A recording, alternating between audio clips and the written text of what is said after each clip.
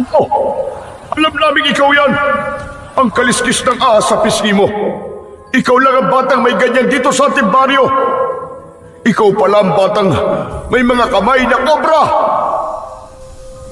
Kapitan! Hindi po ako masama! Kakampi niyo po ako! Hindi maaari ito.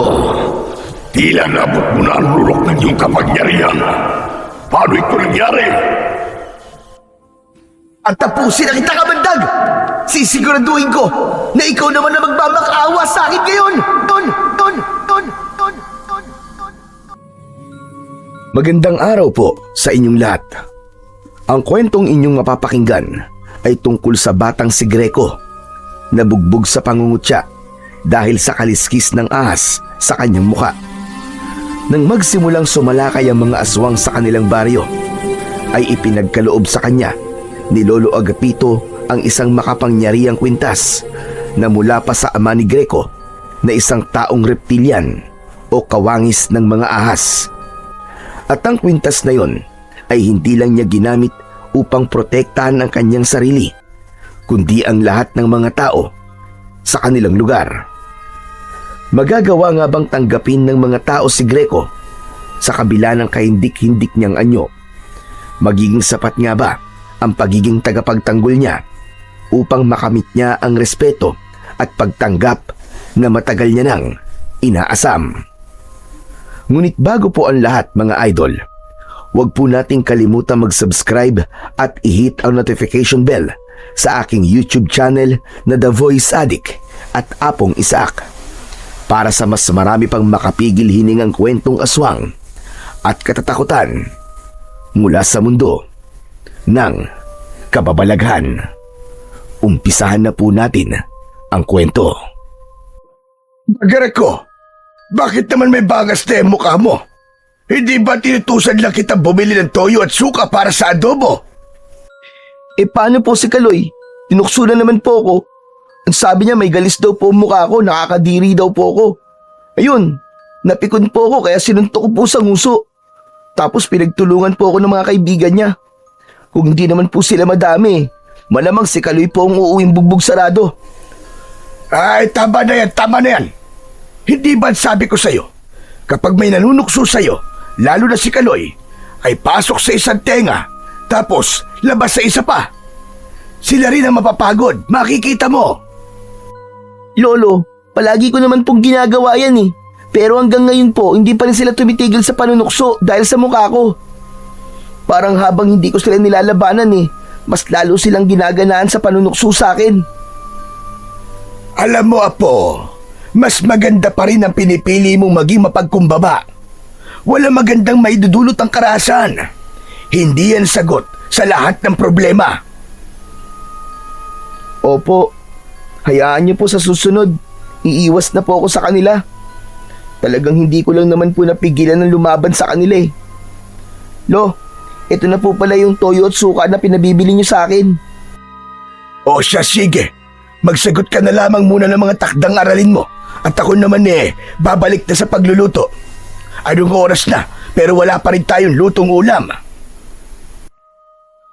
Nagtungo na si Lolo Agapito sa maliit nilang kusina ng bahay ni Greco, habang si Greco naman ay umupo at hinarap ang mga takdang aralin niya na kailangan niyang sagutan. Ngunit hindi niya magawang ituon ang atensyon niya roon. Umaalingaw-ngaw pa rin sa isip niya ang panlalait ni Kaloy sa kanya dahil sa tila kaliskis ng ahas sa kanyang kaliwang pisngi. Ayon kay Lolo Agapito, isinilang si Greco na meron ng ganun sa muka. Pinaglihi raw kasi siya ng namayapa niyang ina sa ahas, kaya marahil ay may kaliskis ng ahas ang kanyang muka. Simula na magkaisip si Greco, ay namulat na siya sa panunukso ng mga batang kaedad niya. May iba rin na gaya ni Kaloy na sinasabing galis ang nasa kanyang muka. Hindi nagtagal ay tinawag na siya ni Lolo Agapito para maghapunan. Habang kumakain ang maglolo, ay tahimik pa rin si Greco. Greco, Apo, bakit parang ang tamlay-tamlay mo?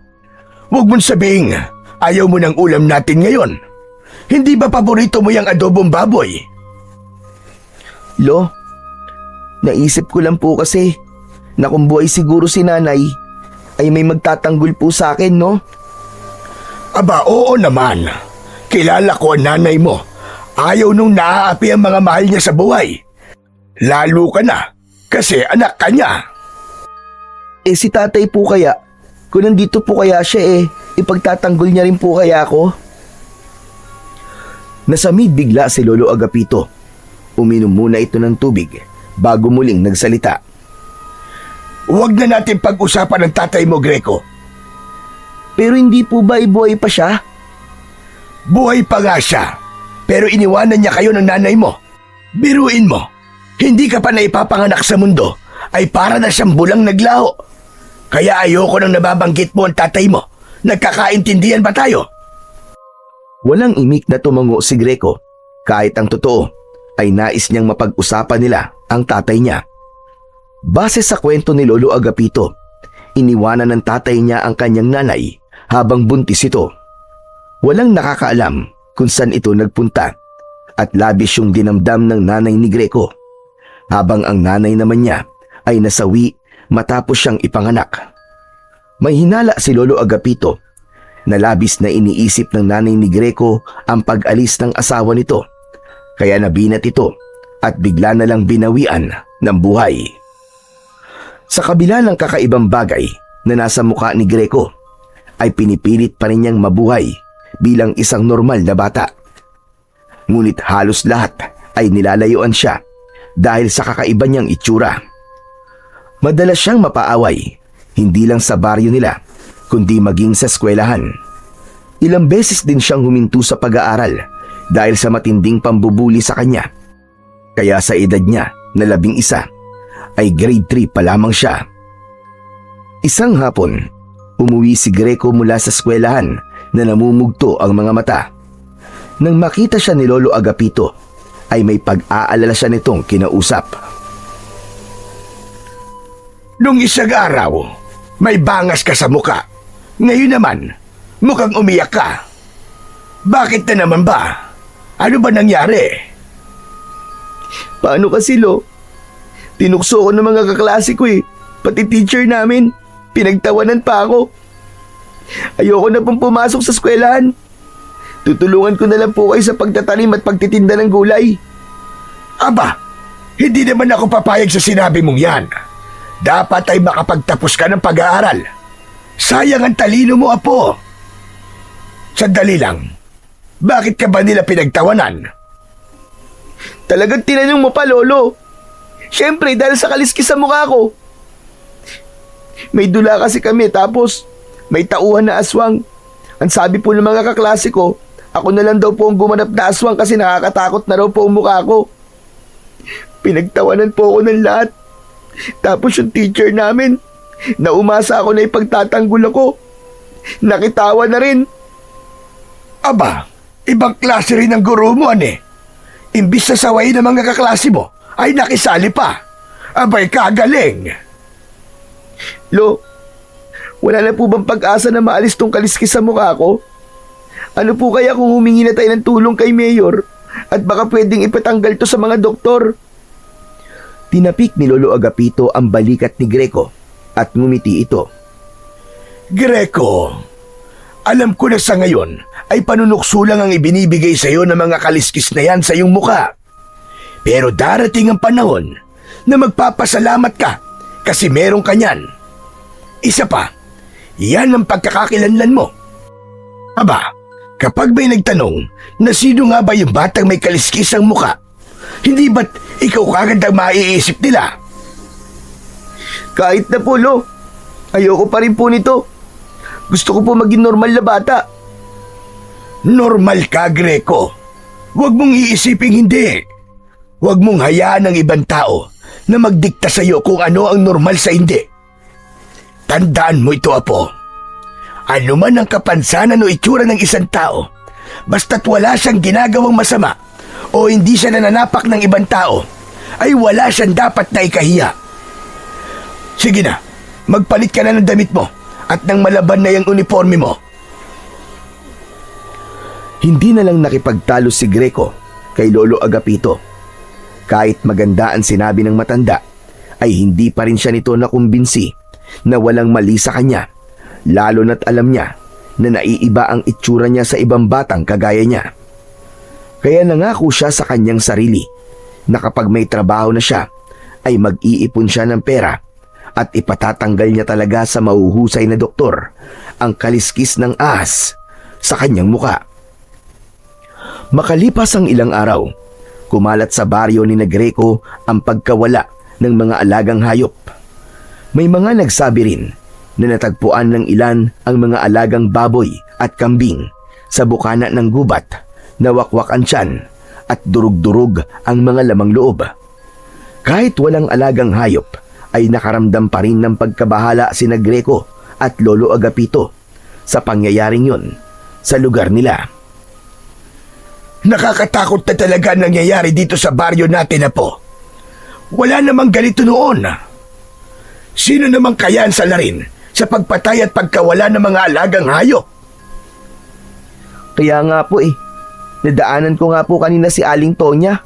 Nagmumura kasi yung mga manok niya ay nakita niyang wala ng mga ulo paggising niya. Lo, hindi po kaya adik ang gumagawa nun? Pwede. Pero, pwede ring aswang. Aswang? Totoo po ba talaga ang mga aswang, Lo? Sa tagal ko po kasing nabubuhay, hindi pa po ako nakakakita ng aswang hanggang ngayon. Kung makapagsabi ka namang matagal ka nang nabubuhay, ay parang magkaedad lamang tayo. Pero Apo, totoo. Totoo mga aswang. Ilang beses na ako nakakita nun. Alam mo ba, nung ipinagbubuntis ng lolo mo, ang nanay mo, ay inaswang siya. Mabuti na nga lang at matapang ako. Kinuha ko yung matalas na itak. Tapos hinarap ko yung aswang. Ayun, natakot sa akin. Kaya umalis na lang siya at hindi na bumalik kahit kailan. Naniniwala po ako sa aswang, Lo. Pero dun po sa kinuwento nyo na natakot po sa inyo yung aswang, medyo may duda po ako Aba, huwag mo ko minamaliit ha. Hindi ba naikwento ko na sa'yo na ang angkan natin ay mula sa lahi ng mga antingero. May ilang anting-anting akong namana sa lolo ko nun at karamihan ay ginagamit sa pakikipaglaban sa mga aswang. Talaga po? Inasan po yung mga anting-anting nyo, Lo? Wala na. Nawala ng lahat. Nung nagkaroon kasi ng malakas na bagyo dito sa ating baryo nun, ay nagiba tong bahay natin. Natabunan ng putik ang mga gamit natin, kasama na nga yung mga anting-anting. Hindi ka pa ipinapanganak nun, kaya hindi mo yun alam. Nagpatuloy ang kwentuhan ni Greco at Lolo Agapito tungkol sa mga aswang at anting-anting. Nakuha ng mga bagay na yon ang atensyon ni Greco sa dahilang hindi niya malaman. Isang gabi, magkatabing nakahiga sa papag sina Greco at Lolo Agapito. Kapansin-pansin na hindi mapakali si Lolo Agapito sa pagkakahiga. Minsan ay tatalikod dito ng higa, tapos bigla namang titihaya. Nang marinig ni Greco ang mahinang pagdaing ng lolo niya, ay hindi niya na napigilang magtanong. Lo, ano po ba nangyayari sa inyo? Ang likot-likot niyo po matulog Hindi po tuloy ako makatulog. Sumasakit kasi ang likod ko, Apo. Naghahanap ako ng magandang pwesto sa paghiga para mabawasan ang sakit. Dahil siguro to sa maghapong pagtatanim ko. Kasi naman kayo, Lolo Ang sabi ko po sa inyo, tutulungan ko kayo. Pero ayaw niyo naman po. At sige po, bibili na lang po muna ako ng gamot sa sakit ng katawan. Ang alam ko po bukas pa naman po ang tindahan ni Aling Berta Wag na. Kaya ko naman tuntisin. Matulog ka na at may pasok ka pa bukas sa eskwelahan. Hay naku, Lo. Sa tingin niyo po ba'y makakatulog po ako sa likod niyo? Sige na po, bibili na lang po ako ng gamot saglit. Hindi na nga nagpapigil pa si Greco kay Lolo Agapito. Tumayo siya at kumuha ng pera sa wallet ng lolo niya. Mag-isa siyang lumabas ng bahay nila at naglakad papunta sa tindahan ni na Aling Berta. Ngunit bago siya makarating sa tindahan, ay nakasalubong niya si Kaloy. Hindi niya sana ito papansinin, pero humarang ito sa daraanan niya. Mayabang siyang tinitignan ni Kaloy. Hoy! Bakit nasa labas ka pa ng ganitong oras, ha? Hindi mo ba alam na may aswang na gumagala? Aswang? Hindi pa nga sigurado kung aswang yung pumapatay sa mga hayop, di ba? Tsaka, bibili lang ako ng gamot ni Lolo. Tumabi ka nga dyan. Sa bagay, kung ako ang aswang, hindi rin kita bibiktimahin, no? Kasi, matatakot ako sa mukha mo. Hoy Kaloy, kung ako rin ang aswang, hindi rin kita kakainin. Kasi paniguradong maasim ang dugo mo. Lasang panis. Parang amoy ng kilikili mo. Nagusot bigla ang mukha ni Kaloy sa sinabing ni Greco. Agad niyang nakita ang pag-angat ng kamao nito para suntukin siya. Bago pa man dumapo ang kamao ni Kaloy sa mukha niya, ay mabilis niya na yung nahawakan. Matalim ang mga matang tinitigan ni Greco si Kaloy. Magpasalamat ka dahil masunurin ako sa lolo ko. Sinabi niya na wag akong makikipag-away sa'yo. Alam mo bang kayang-kaya kitang bugbugin ngayon, Kaloy? Hindi ako natatakot sa'yo, no? May kaliskis ng asa mukha. Inaano ka ba ng kaliskis ko sa mukha, ha? Wala ka ba magawa sa buhay mo? Kaya pati ako, na nananahimik ay ginugulo mo? Siguro, hindi ka mahal ng mama mo, no? Ha! At least, meron akong mama. Eh ikaw, wala na. Tigok na. Hindi nagustuhan ni Greco ang sinabing ni Kaloy. Mariin niyang pinisil ang kamao nito at narinig niya ang pagtunog ng mga buto nito roon. Aray! Aray ko, tama na! Tama na, masakit! Marahas na binitiwan ni Greco ang kamay ni Kaloy. Umuwi ka na, Kaloy. Dahil kapag nagdilim ang paningin ko sa'yo, bubugbugin talaga kita dito. Tandaan mo, wala dito ang mga tropa mo ngayon. Kayang-kaya kitang balasahin. Umanda ka lang talaga sa akin bukas sa school. Aabangan kita sa gate. Matapos yun, ay nagmamadaling tumakbo palayo si Kaloy. Napailing na lamang si Greco dahil napatunayan niya na matapang lang pala si Kaloy kapag kasama nito ang mga kaibigan nito. Isinantabi muna niya ang inis niya at nagpatuloy na siya sa paglalakad papunta sa tindahan. Nagpasalamat sa Diyos si Greco sapagkat bukas pa ang tindahan ni Aling Berta at nakabili siya ng gamot na kailangan ng kanyang lolo Agapito. Bago siya umuwi, ay nagpaalala si Aling Berta na mag-iingat siya dahil may mga nagsasabi na meron na ngang aswang sa baryo nila at yun ang salarin sa pagkawala at pagkamatay ng mga alagang hayop. Likas kay Greco ang pagiging matapang, kaya ipinagkibit-balikat niya na lamang yun at kampante siyang naglakad pa uwi. Hanggang sa napahinto siya nang may naramdaman siyang tila may nakasunod sa kanya. Nang hilakbot si Greco nang may nakita siyang nakakatakot na nilalang na nakatayo ilang metro lamang ang layo mula sa kanya. Medyo mahaba ang braso nun at kitang-kita niya ang matutulis na kuko ng nilalang.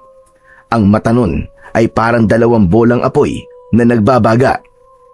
Hindi na nagdalawang isip si Greco. Mabilis siyang tumakbo pero hinabol siya ng nilalang. Dinig niya ang nakakatakot nitong pag-angil na maihahalin tulad sa isang mabangis na hayop.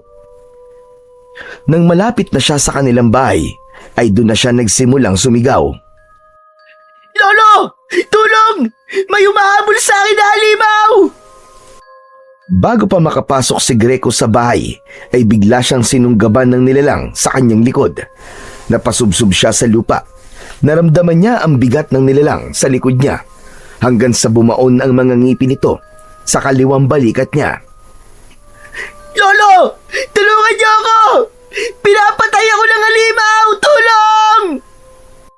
Bumukas ang pinto at lumabas si Lolo Agapito na may hawak na matalas na itak. Nanlaki ang mga mata nito nang makita ang nilalang na nasa likod ni Greco. Hindi ito nag-alinlangan na atakihin ang nilalang. Malakas nitong tinaga ang batok ng nilalang. Sumirit ang dugo nito at sumigaw ito na para itong kinakatay na baboy. Layuan mo ang apo ko! Papatayin talaga kitang hayop ka! Lumayas ka rito!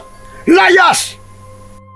Sunod-sunod na pinagmumura ni Lolo Agapito ang nilalang hanggang sa tuluyan itong umalis at nawala sa dilim. Tinulungan ni Lolo Agapito si Greco sa pagtayo.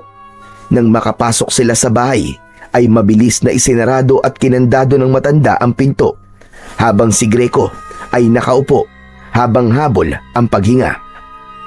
Agad na tinignan ni Lolo Agapito ang sugat sa balikat ni Greco. Kumuha ito ng panlinis at gamot para sa sugat. Lolo, ano po bang halimaw yun? Aswang yun, Apo. Isa yung aswang. Tama nga ang kumakalat na kwento na aswang ang dahilan sa pagkawala at pagpatay ng mga hayop dito sa ating lugar. Ngunit ang mas nakakatakot, pati yata tao ay binibiktima na niya. Mabuti na lamang at yan lamang ang nakuha mo, Apo. Hindi ko mapapatawad sa sarili ko kung napatay ka niya. Akala ko nga rin po kanina mamamatay na ako, Louie. Salamat po. Iniligtas niyo po ako. Mahigpit na niyakap ni Lolo Agapito si Greco. Ramdam niya ang labis na pag-aalala ng lolo niya sa kanya. Alam ni Greco na kung hindi agad nakalabas ang lolo niya, ay sigurado na sa oras na yon ay nasa kabilang buhay na siya. Kinabukasan, sa kabila ng sugat na natamo ni Greco mula sa aswang, ay pumasok pa rin siya sa eskwelahan dahil meron silang eksam. Habang mag-isang nakaupo sa ilalim ng puno ng mangga at kumakain ng turon, ay nilapitan siya ni Kaloy kasama ang mga kaibigan nito. Matalim na tinignan ni Greco si Kaloy. Tumayo siya at aalis na sana, pero hinawakan ni Kaloy ang braso niya. Sandali lang. Aalis ka naman kagad eh. Masyado ka naman suplado. Wala akong oras para sa mga kagaya mo, Kaloy. Ano ka ba? Hindi kita aawain ngayon. Wala na sa akin yung mga pinagsasasabi mo sa akin kagabi. Papalampasin ko na lang yun. Ang gusto ko lang malaman ay kung totoo ba ang kumakalat na kwento sa baryo natin na inatake ka raw ng aswang kagabi. Paano mo nalaman yun? Yung lolo mo kasi, panay ang kwento. Sabi niya, totoong may aswang sa baryo at inatake ka raw. Buti nga raw at buhay ka pa ngayon. Siguro, natakot sa iyo yung aswang, no? Nang makita yung pagbumuka mo. Ang sabi siguro ng aswang, naku po, mas nakakatakot pa sa akin tong kaharap ko. Takbo na! Malakas na nagtawanan si Kaloy at ang mga kasama nito. Tumiim ang bagang ni Greco, ngunit mas pinili niyang kumalma. Alam niya na kung papatulan niya si Kaloy, ay ipapatawag na naman si Lolo Agapito sa school at baka maging dahilan pa yon para makick out siyang muli. Wala akong oras para makipag-usap sa'yo. Aba, napakatapang mo na talaga ngayon ah. Dapat siguro, napatay ka na lang nung aswang kagabi para may libreng biskwit at kape na sa inyo. Para may pakinabang ka naman kahit papano. Inalis ni Greco ang kamay ni Kaloy sa braso niya at walang imik siyang naglakad papalayo. Dapat siguro, ikaw ang gawing palakot sa aswang, Greco. Sigurado ako na makita pa lang nilang mukha mo ay tatakbo na sila sa sobrang takot sa'yo. Patuloy lamang sa paglalakad si Greco. Nangako siya sa kanyang sarili na simula sa araw na yon ay iisipin na lamang niya na isang hangin si Kaloy. Napagtanto niya na walang maibubungang maganda ang pagsagot at pagpatol niya sa mga kagaya ni Kaloy na walang ibang nakikita kundi ang kapintasan ng ibang tao. Dumating sa punto na hindi na lang mga hayop ang nawawala sa baryo ni Greco. Kumalat ang balita na nawawala ang binatang anak ng kanilang kapitan. Makalipas ang ilang araw, ay natagpuan ang naaagnas nitong bangkay sa loob ng gubat. Wala na ang lamang loob nito at maraming kalmot at kagat sa iba't ibang parte ng katawan. Sa bawat araw na lumilipas, ay mas lalo pang dumadami ang nawawala at natatagpuan na wala ng buhay. Doon na nga nagsimulang matakot ang mga tao. Wala nang nasa labas pagkagat ng dilim. Nabalot ng pangamba ang buong San Roque. Nagsimula na rin kumalat ang bulong-bulungan sa kung saan-saan tungkol sa aswang na gumagala sa kanilang baryo. May ilan na mas piniling umalis na lamang at manirahan sa malayong lugar. Ngunit ang mga kagaya ni na Greco at Lolo Agapito na walang ibang mapupuntahan ay nanatili sa baryo. Isang umaga, napansin ni Greco na tahimik si Lolo Agapito habang nag-aalmusal sila. Hindi yun normal dahil sanay siya na magkwento ang matanda, lalo na kapag kumakain sila. Ramdam niya na may kung anong gumugulo sa isip ng kanyang lolo. Lo, kanina ko pa po napapansin. Bakit ang tahimik niyo po? May iniisip ka, no? Paanong hindi ako mag-iisip pa po? Nakakatakot na dito sa baryo natin. Kung may iba lang sana tayo mapupuntahan, sana'y umalis na tayo dito, gaya ng iba. Lo, hindi naman po tayo lumalabas tuwing gabi. Tsaka nag-iingat din po tayo. Palagay ko po ay okay na po yun, para hindi po tayo mabiktima ng aswang. Muntik lang naman po ako mapatay ng aswang dati kasi nasa labas po ako. Hindi ganun kadaling maging ligtas sa isang lugar na may gumagalang aswang, Greco. Kayang-kaya nilang pasukin ang isang bahay kung nanaisin nila. Kaya nilang mag-ibang anyo para linlangin ang mga tao. Kung ako lang ang nandito, ay walang problema sa akin. Matanda na ako at handa na ako mamatay kahit na anong oras. Pero ikaw, Apo, ikaw ang inaalala ko. Napakabata mo pa at marami pang pwedeng mangyari sa iyong buhay. Lo, wag naman po kayo magsalita ng ganyan. Para po kasing nagpapaalam na kayo sa akin eh. Paano po ako, Lo, pag nawala po kayo? Saka, Lo, kaya ko naman po ang sarili ko eh. Sinusunod ko po ang mga sinasabi niyo sa akin para hindi po kayo nag-aalala. Alam ko, Apo, pero hindi natin alam mga pwedeng mangyari sa mga susunod na gabi. Kailangan ay masiguro kung ligtas ka at kung sakali man ay meron kang panlaban sa aswang. Natigilan si Greco. Seryosong seryoso ang lolo niya at parang may iba pa itong nais sabihin. Maya-maya ay malalim na huminga ang matanda. Tumayo ito at may kinuha sa lumang aparador. Nang bumalik ito sa pagkainan ay may hawak itong maliit na kahon na gawa sa kahoy. Inilapag nito yon sa gitna ng lamesa. Lo, ano po yan? Hindi sumagot si Lolo Agapito. Binuksan ito ang kahon at tumambad kay Greco ang isang kwintas na may kakaibang palawit.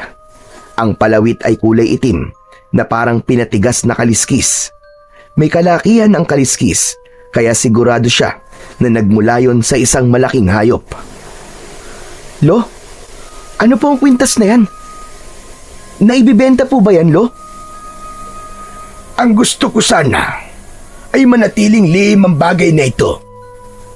Pero sa nangyayari ngayon, dito sa ating baryo, ay wala na ako mapagpipilian pa, kundi ang sabihin sa iyo ang lahat. Greco, makinig kang mabuti sa akin. Alam kong mahirap paniwalaan ang mga sasabihin ko, pero sana ay lawakan mo ang iyong pag-iisip. Lolo naman eh, kinakabahan naman po ako sa mga sinasabi niyo eh. Muling nagpakawala ng malalim na paghinga si Lolo Agapito. Bago muling nagsalita. Apo, alam ko ang dahilan kung bakit may kaliskis ng ahas ang mukha mo. Hindi yan dahil sa pinaglihi ng nanay mo sa ahas, kundi dahil ang tatay mo ay isang taong reptilian. Ang taong reptilian ay isang nilalang na kalahating tao at reptilian. Nagkataon na ang tatay mo ay kalahating ahas. Lolo naman eh, saan comics niyo po ba binasa yung sinasabi niyo? Apo, nagsasabi ako sa iyo ng totoo. Hari ng mga taong reptilian ng iyong ama, na si Serpino. Sa kabila ng nakakatakot niyang anyo, ay mabuti ang puso niya. Ang nais niya ay ang kapayapaan sa pagitan ng mga tao at ng lahi nila. Ngunit dahil sa nakakatakot na itsura nila, ay iniisip ng mga tao na masama sila. Umibig ang nanay mo kay Serpino. Kaya ka nabuo. Yan ang dahilan kung bakit meron kang kaliskis ng ahas sa iyong muka. Mula yan sa dugo ng iyong ama. Umalis ang ama mo, hindi para takasan ng responsibilidad niya sa iyo. Ginawa niya yon dahil alam niya na hindi magiging normal ang buhay mo kapag kasama niyo siya ng iyong ina. Napatda si Greco. Hindi niya alam kung ano ang mararamdaman niya sa mga sinabi ni Lolo Agapito. Pakiramdam niya ay isang napakalakas na bomba ng katotohanan ang sumabog sa kanyang harapan. Kinuha ni Lolo Agapito ang kwintas sa kahon at ipinakita yon kay Greco. Ang kaliskis na ito ay mula sa tatay mo. Ito ay dinasalan niya at niritwalan upang maging mutya ng kaliskis ng Haring Cobra. Bago siya umalis, ay ibinigay niya to sa iyong ina. Ang sabi niya, ibigay ito sa iyo sa takdang panahon dahil ito ang magiging proteksyon mo laban sa kahit na anong panganib at kapahamakan. Ang totoo ay hindi ko alam kung anong nagagawa ng mutya na ito, pero may tiwala ako kay Sir Pino. Alam ko na kapag ginamit mo ito, ay mabibigyan ka nito ng proteksyon mula sa mga aswang. Kung ganun, Lo, buhay pa talaga ang tatay ko? Hindi ako sigurado, Apo. Pero sa tingin ko, ay buhay pa talaga siya. Wala rin akong ideya kung nasan siya ngayon. Lo, ang hirap pong paniwalaan ng mga sinasabi nyo. Isang taong reptilya ng tatay ko. Isang taong ahas.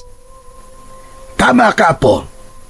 Naiintindihan kita kung hindi ka kagad maniniwala. Pero wala akong dahilan para hindi sabihin sa iyo ang buong katotohanan. Naisip ko rin na karapatan mong malaman kung ano talaga ang pinagmulan mo. Muling tumahimik si Greco. Pilit niyang prinoseso ang lahat ng sinabi ni Lolo Agapito. Nanlalamig ang buo niyang katawan at hindi niya lubos maisip na hindi buo ang pagiging tao niya dahil may nananalaytay na dugo ng taong reptilian sa kanyang ugat. Tanggapin mo ang mutya ng kaliskis ng Haring Cobra, Greco. Ito ay nakalaan talaga para sa iyo. Ito ang magiging proteksyon mo laban sa mga aswang. Isuot mo ito kapag handa ka na at kapag may nararamdaman kang panganib sa paligid. May pag-aalinlangan na kinuha ni Greco ang kwintas. Nang nasa palad niya na yon, ay may kakaibang init siyang naramdaman mula sa kaliskis. Tila may maliliit na bultahe na kumikiliti sa kanyang palad, kaya napagtanto niya na totoong merong kapangyarihan ang isang piraso ng kaliskis na yon. Matapos malaman ni Greco ang buong katotohanan sa kanyang pagkatao, ay hindi na natahimik ang utak niya. Tinanggap na niya na ang tatay niyang si Sir Pino ay isang taong reptilian. Kaya nais niya sanang makita ito at makausap upang ito mismo ang magsabi sa kanya ng lahat. Ngunit alam niya na sa panahong yun ay imposible yung mangyari, lalo na't maging si Lolo Agapito ay hindi alam kung nasaan ito. Isang gabi, nakadungaw si Greco sa bintana habang hawak ang kwintas na may kaliskis ng kanyang ama. Mataman niya yung tinitignan. Ano kayang klaseng proteksyon na maibibigay mo sa akin? Habang nakatingin si Greco sa kwintas, ay tila may boses na paulit-ulit na bumubulong sa kanya na isuot niya ang kwintas. Hindi niya namalayan na kusa nang gumagalaw ang mga kamay niya. Isinuot niya sa kanyang leeg ang kwintas. Bigla siyang nakaramdam ng init na mabilis na kumalat sa kanyang buong katawan. Parang may biglang dumaloy na kuryente sa kanyang mga ugat at sumakit ang ulo niya dahil pumintig yun ng malakas. Nanginig siya sa takot habang unti-unting sumisikip ang hininga niya na parabang may nagbabagong malaki sa loob niya na hindi niya kayang kontrolin. Mabilis na lumapit si Greco sa salamin na nakasabit sa dingding. Pakiramdam niya ay huminto ang paghinga niya nang makita niya na hindi na normal ang kanyang mga mata. Ang bilog na itim sa kanyang mata ay naging dilaw at pahaba gaya ng isang ahas. Napaatras siya at agad niyang napansin ang kanyang kamay. Napasigaw siya sa gulat nang makitang nagbago ang itsura ng kanyang mga kamay at naging dalawang ulo yun ng kobra. Gumalaw ang mga yon at lumalabas ang dila na parang may sariling buhay. Nang ibuka ng mga kobra ang bibig ng mga yon, ay nakita niya ang matutulis na pangil ng mga yon. Muling napasigaw si Greco sa labis na pagkabigla at takot. Lo! Lo, tulungan mo ako, Lo! Humahangos na pumasok sa bahay si Lolo Agapito. Ano ba nangyayari at sumisigaw ka? Naku, Diyos ko po! Maabagin langit! Ano nangyari sa'yo, Greco? Bakit may ganyan ang mga kamay mo? Maging si Lolo Agapito ay natakot sa itsura ni Greco. Kusang gumagalaw ang mga kobra niyang kamay na para bang yun ang may kontrol sa kanya. Hindi ko rin po alam, Lo. Isinuot ko lang naman po yung kwintas na binigay niyo sa akin eh. Tapos naging ganito na po ang itsura ko. Kapwa nataranta sina Greco at Lolo Agapito hanggang sa may narinig si Greco mula sa malayo na humihingi ng tulong. Kusang gumalaw ang katawan niya at bigla siyang tumalon sa bintana. Gwapo!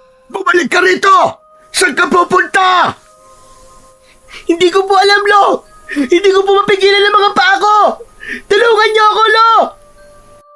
Kahit anong pigil ni Greco sa pagakbang ng mga paa niya, ay hindi siya nagtagumpay. Tumakbo siya sa madilim na daan ng mabilis ang mga hakbang at halos hindi na dumidikit sa lupa ang kanyang mga paa. Hanggang sa makarating siya sa bukana ng gubat kung saan nakita niya ang isang lalaki na nakasubsob sa lupa. May sugat yon sa balikat habang may aswang na nakatayo sa paanan nito. Hindi nagdalawang isip si Greco. Itinaas niya ang kanyang mga kamay at agad na gumalaw ang dalawang kobra na parang handang umatake. Mabilis siyang sumugod sa aswang at inundayan niya ng suntok ang aswang gamit ang kanang kamay at agad kinagat ng kobra ang braso ng halimaw. Napaatras ang aswang at umungol ito ng dahil sa labis na sakit. Umatake ang aswang kay Greco at tumalon ito papunta sa kanya. Subalit maagap siyang yumuko at binigwasan ng suntok ang tiyan nito. Ang kobra sa kanang kamay niya ay bumuga ng berdeng malagkit na likido at tumama yon sa muka ng aswang, direkta sa mata. Nagsisisigaw ang aswang habang mabilis na nilulusaw ng kamandag mula sa kobra ang muka nito. Gumapang ang likido pababa sa leeg nito hanggang sa umabot na sa tiyan. Para yung matapang na asido na sinusunog at nilulusaw ang bawat madaanan. Natunaw ang laman ng aswang hanggang sa umusok ang buong katawan nito at tuluyang humandusay sa lupa. Humihingal si Greco. Nanginginig siya sa pagod at kaba. Lumapit siya sa lalaking kanyang sinagip. Ngunit sa halip na magpasalamat ay nanlaki pa ang mga mata nito nang dahil sa takot. Napatingin ito sa mga kamay na kobra ni Greco at napasigaw ang lalaki, sabay takbo palayo. Ayos ah. Bigla na lang umalis. Salamat ah. Ikaw na nga niligtas eh. Ikaw pa ang tumakbo. Napako si Greco sa kanyang kinatatayuan. Tumingin siya sa kanyang mga kamay na hindi niya maikakaila na talagang kakaiba. Ano ba itong nangyayari? Bakit parang ang lakas-lakas ko kanina? Nang sandaling yon ay dumating na si Lolo Agapito. May dala itong kumot at itinakip nito yon sa mga kamay ni Greco. Pagkakita ng matanda sa walang buhay na katawan ng aswang ay nagulat ito. Diyos ko po, mahabagin langit! Greco! Ikaw ba may gawa niyan? Hindi po ako, Lo. Ito pong dalawang kobra sa kamay ko. Para pong kinokontrol nila ako eh. Wala po akong nagawa. Ang mabuti pa ay sa bahay na tayo mag-usap. Mahirap na at baka may makakita pa sa'yo rito. Inakay ni Lolo Agapito si Greco pabalik sa bahay nila. Nakayuko siya dahil baka may makakitang ibang tao sa kakaiba niyang mga mata. Habang ang kumot ay hindi niya inalis sa mga kamay niya na hanggang sa sandaling yun ay ulo pa rin ng kobra.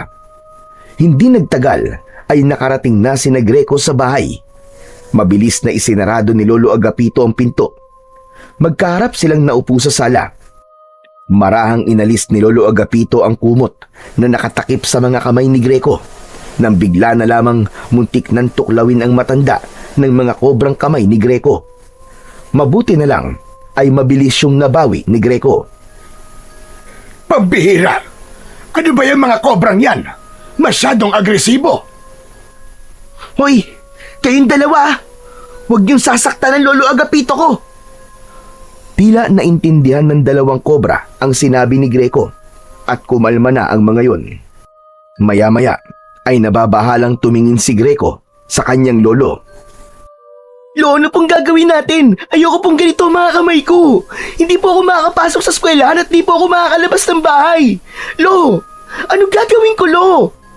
Sandali at nag-iisip ako. Huwag kang mataranta. Ano wag mataranta, Lo? Sabihin niyo nga po sa akin. Kayo po ba kapag naging cobra ang mga kamay niyo, hindi po ba kayo matataranta? Matataranta natural. Pero hindi tayo makakapag-isip ng maayos kung di tayo kalmado. Pero hindi ba, at sabi mo kanina, ay naging ahas sa mga kamay mo nang isuot mo ang kwintas? Opo, tama po kayo. Kung ganon, sige, hubarin mo ang kwintas po. Paano ko nga po mauhubad, Lolo? Ayaw po sumunod sa akin ng dalawang cobra na to. Oh. Kayo na lang po maghubad ng kwintas ko, Lo. Hindi ba ako tutuklawin ng mga yan? Baka mamaya bugahan din ako ng kamandag ng dalawang yan, gaya ng ginawa nila dun sa aswang, at bigla na lamang ako matunaw dito. Yun nga po, hindi ko rin po alam eh. Hindi ko nga po sila makontrol, di ba? Ay nako! Ano ba kasing klaseng kwintas ang ibinigay sa'yo ng tatay mo? Hindi ko naman nakalain na magiging ganyan ang itsura mo at ang mga kamay mo. Sige na, Lo, alisin niyo na po yung kwintas. Baka po tama kayo na kailangan ko pong alisin ang kwintas na to para bumalik po ako sa dati kong anyo.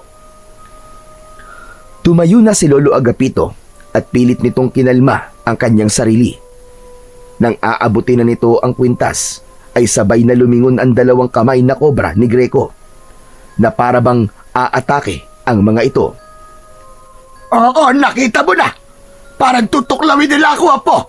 Diyos ko, ayoko pang mamatay! Hoy! Ano ba kayong dalawa, ha? Hindi ba't sinabi ko na sa inyo na huwag niyo sasaktan si Lolo Agapito?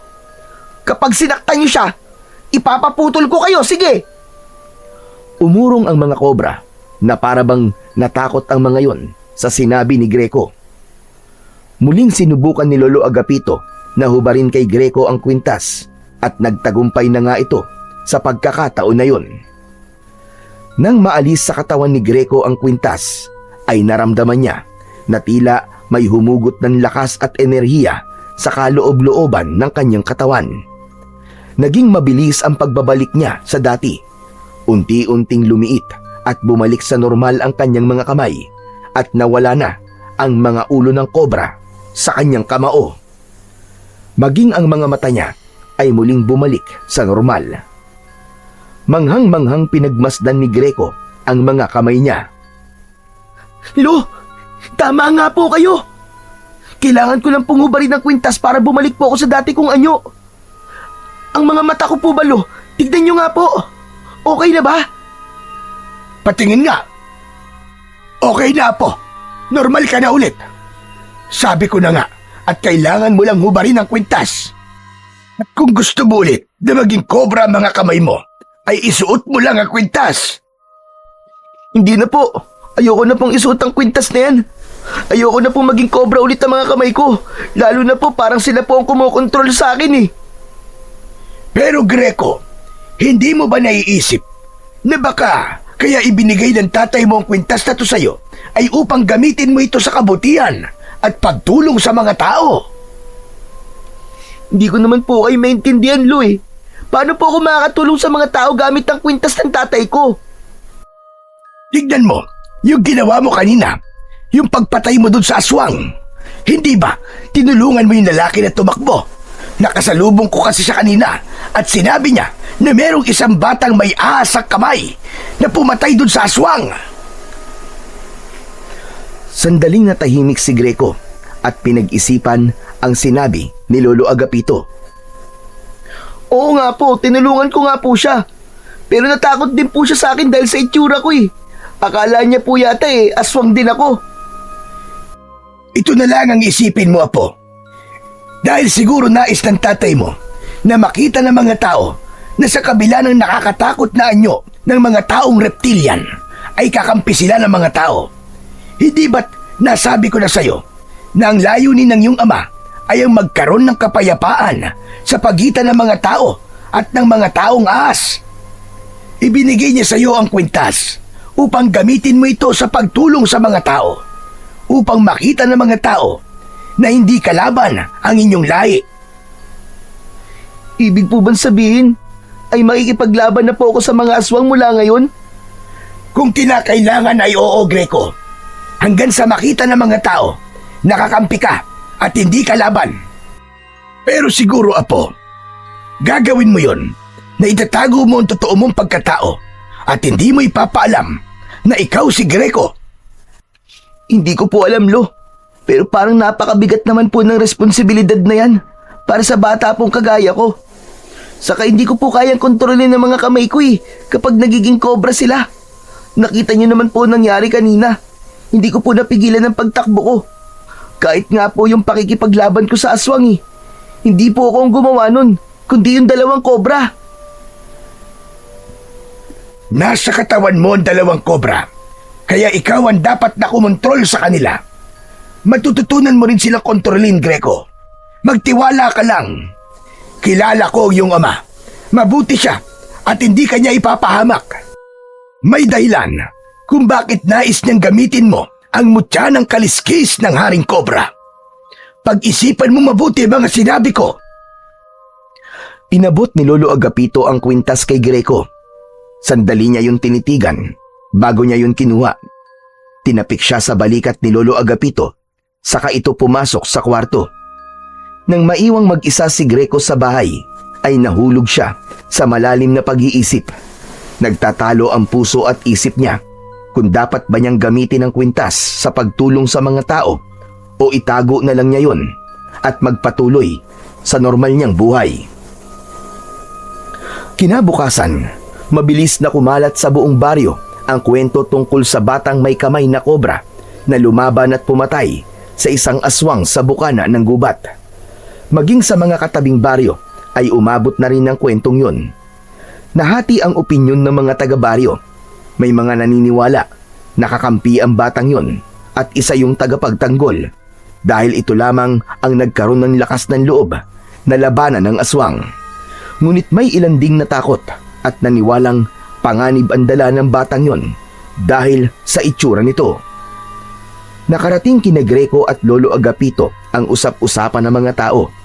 Habang nakahiga sila sa papag ng gabing yun, ay napag-usapan nila ang bagay na yun. Lo, sa tingin ko po ay hindi ko na dapat gamitin ang kwintas.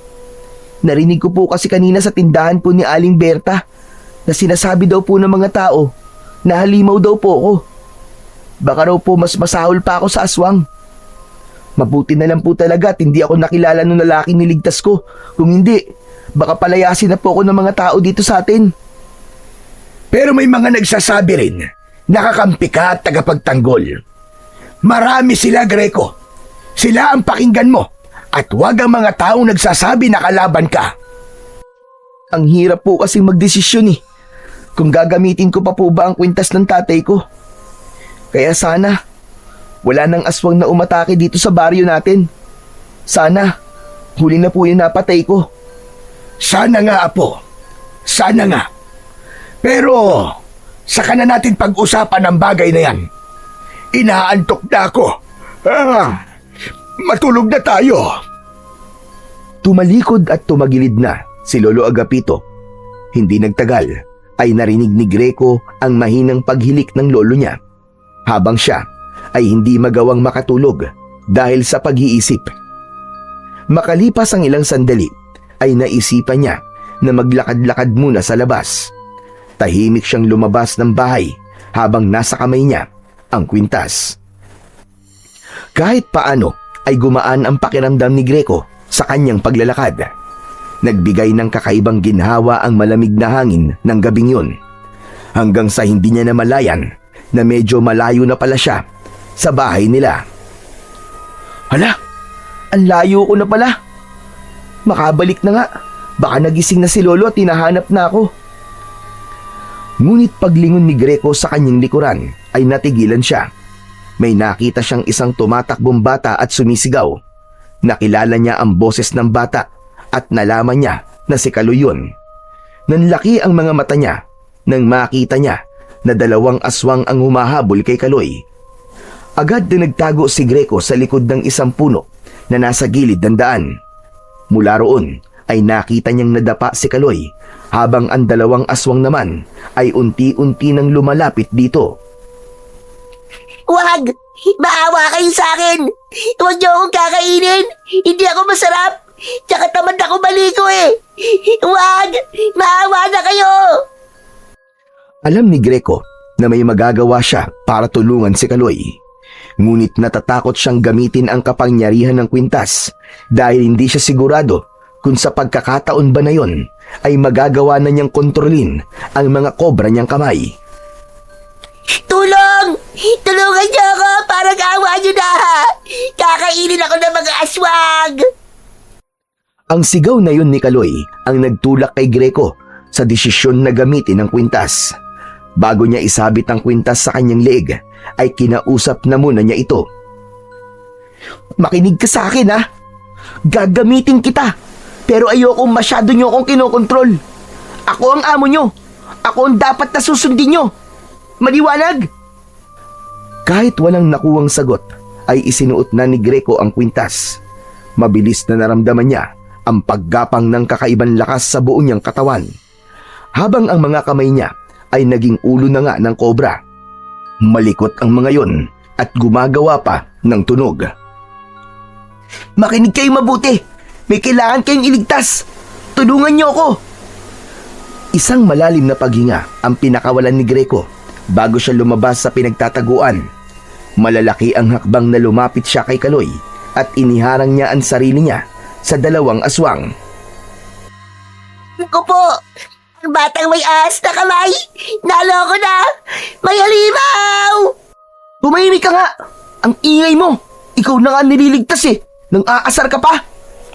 Hoy! At kayong 2 pangit na aswang. Ako ang harapin nyo. Tignan natin kung uubra kayo sa mga kamay ko.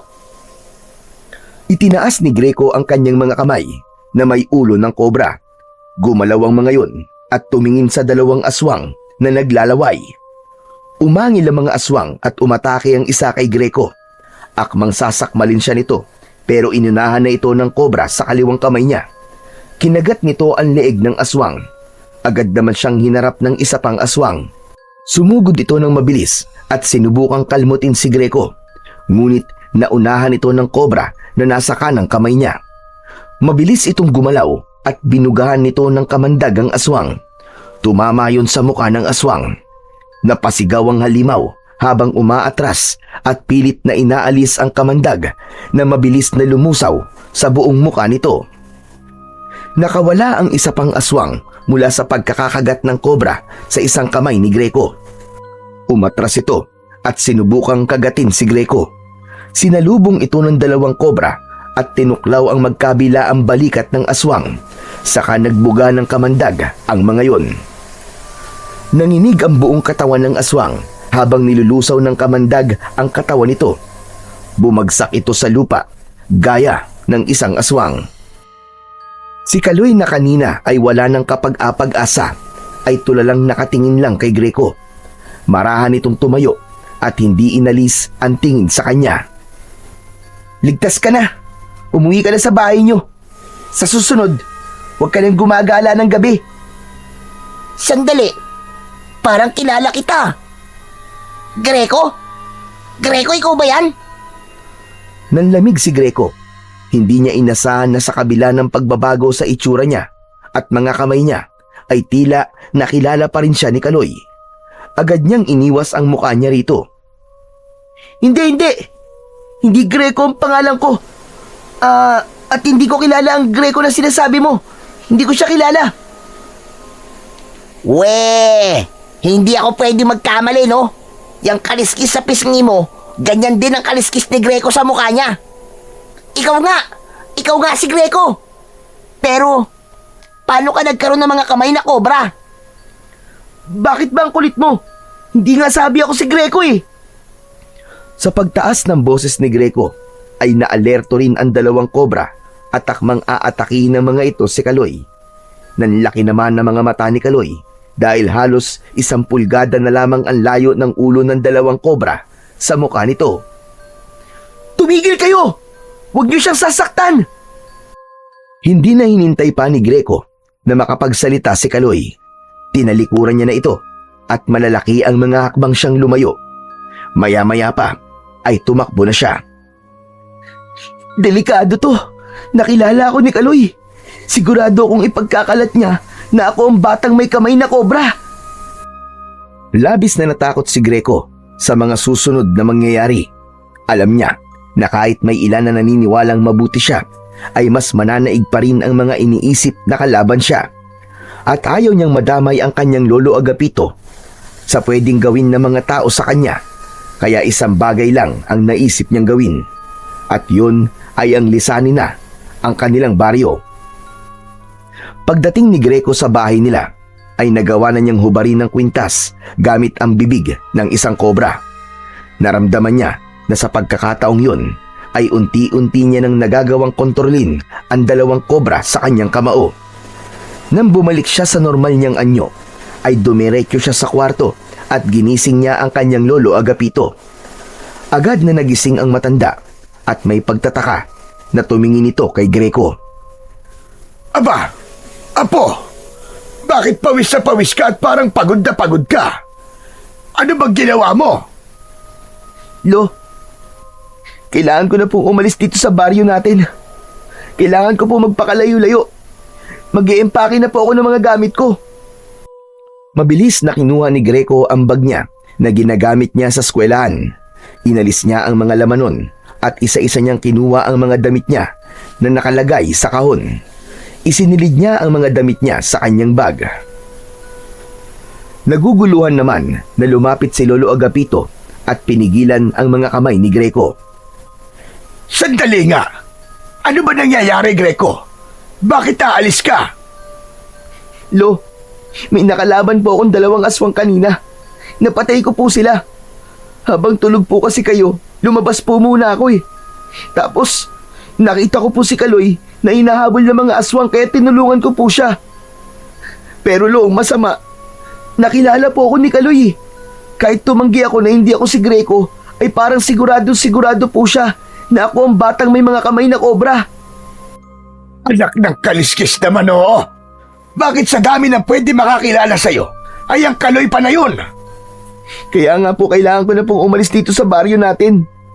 Lo, kilala ko po si Kaloy. Sigurado po ako na ipagkakalat niya ang nalaman niya. Baka pagtulungan po ako ng mga tao na palayasin dito. Kaya, bago po nila gawin yun, ay ako na lang po ang aalis. Ipagpapatuloy na sana ni Greco ang paglalagay ng mga damit niya sa bag. Pero muling hinawakan ni Lolo Agapito ang mga kamay niya. Mas mahigpit sa pagkakataon na yon. Greco, tumigil ka sa ginagawa mo. Hindi mo kailangang umalis. Lo, aalis na lang po ako. Baka patayin po ako ng mga tao dito sa atin eh. At saka, baka idamay ka po nila. Ayoko mapahamak po kayo ng dahil sa akin. Hindi ako mapapahamak. Huwag kang mag-isip ng negatibo. Hintayin muna natin ang mga mangyayari. At kung sakali mang hindi maganda ang pagtanggap ng mga tao sa kung sino ka, ay ako ang bahalang makipag-usap sa kanila. Hindi kita pababayaan. Dahil apo kita at mahal na mahal kita, Apo. Napaluwa si Greco sa sinabing yun ni Lolo Agapito. Naramdaman ng lolo niya ang takot niya, kaya niyakap siya nito at hinaplos ang likod niya. Lo, natatakot po ako eh. Nung wala pa sa akin ang kwintas, ay matindi na po ang panghuhusgang natatanggap ko mula sa mga taga rito sa atin. Eh ano pa po kaya? Kapag nalaman nila na isa akong halimaw. Hindi ka halimaw, Apo. Walang halimaw na may mabuting puso. 2 tao nang naililigtas mo siguro naman ay sapat na yon para isipin ng mga tao na hindi ka masama. Isa pa, tandaan mo ang layunin ng iyong ama. Kailangan magkaroon ng kapayapaan sa pagitan ng mga tao at sa mga taong reptilian na gaya mo. Alam kong ikaw ang susi para mangyari yun, Apo. At malay mo, kapag magkasundo na ang lahi mo at ang mga tao, ay magkaroon na ng lakas ng loob ang iyong ama na magpakita sa iyo. Bahagyang kumalma si Greco sa sinabing yun ni Lolo Agapito. Bagamat natatakot pa rin siya, ay pinili na lamang niyang alisin ang lahat ng negatibong bagay na tumatakbo sa kanyang isipan. Nang sumunod na araw ay maagang nagising si Greco. Tahimik siyang nakaupo sa may bintana ng kanilang kubo habang pinagmamasdan ang mga tao sa labas. Inasahan niyang anumang oras ay may kakatok sa kanilang pinto at palalayasin siya sa kanilang lugar. Malakas ang pakiramdam niya na sa oras na yon ay nagawa ng ipagkalat ni Kaloy ang nalaman nito tungkol sa kanya. Ngunit habang lumilipas ang oras ay nananatiling payapa ang paligid. Sa mga sumunod na araw, ganun pa rin ang takbo ng mga bagay-bagay. Habang abala ang mga taga-baryo sa kanilang pang-araw-araw na gawain, si Greco naman ay patuloy na nag-aabang at laging may kaba sa dibdib. Dahil doon ay nagtaka si Greco. Isang umaga, habang abala si Lolo Agapito sa pagsisibak ng kahoy sa likod ng bahay, ay nilapitan niya ito at kinausap. Lo, nagtataka lang po ako. Bakit po kaya hanggang ngayon wala pa rin pong pumupunta mga tao dito sa bahay natin para palayasin ako? Aba, bakit? Gusto mo bang mangyari yon? Hindi naman po. Nagtataka lang po ako kasi sigurado po ako na sasabihin ni Kaloy ang mga nalaman niya tungkol sa akin. Huminto si Lolo Agapito sa ginagawa at tumingin kay Greco. Malay mo naman, hindi rin sigurado si Kaloy kung ikaw ba talaga yung batang may kamay na kobra. Kaya siguro hindi niya magawang maikwento sa iba. Pero hindi po kaya humahanap lang siya ng magandang pagkakataon para sabihin po sa lahat? Yung bang tipong mapapahiya ako o kaya naman wala na akong malulusutan? Maging positibo ka lang, Greco. Magpasalamat na lang tayo dahil hanggang ngayon ay hindi nangyayari ang iniisip mo. Alam mo, mas maganda kung alisin mo muna ang pangamba mo. Baka mamaya mapabayaan mo na ang pag-aaral mo ng dahil dyan. Kaya nga po Siguro po tama po kayo, Lolo. Mapapraning lang po ako sa kakaisip. Saka ko na lang po poproblemahin ang problemang yan kapag nandyan na. Yan! Ganyan nga! Isa pa, hindi kita pababayaan, Greco. Kung sakaling subukan ng mga tao na palayasin ka, natural, sasama ako sa iyo. At kung saktan ka naman nila, ay lalabanan ko sila. Humantalan talaga sila sa akin. Napuno ng kasiyahan ang puso ni Greco. Napagtanto niya na napakapalad niya dahil may lolo siyang kagaya ni Lolo Agapito na sa kabila ng pagkakaroon niya ng dugo ng taong reptilian ay hindi siya nakaramdam ng panghuhusga mula rito. Bagkus, labis na pagmamahal at pag-aaruga pa ang palagi nitong ipinaparamdam sa kanya. Kinagabihan, bago matulog sina Greco at Lolo Agapito, ay nagdasal muna sila sa maliit na altar na nandun sa sala nila. Lumuhod sila roon at matiimtim silang nanalangin. Ipinagdasal ni Greco ang kaligtasan nila ng kanyang lolo, lalo na't wala silang ideya kung may mga aswang pa ba na sasalakay sa kanilang baryo. Hiniling din niya sa Diyos na gabayan siya, maging ang pagtanggap ng mga tao kung sakaling malaman ng mga ito ang totoo niyang pagkatao, ay hiniling din niya sa Panginoon.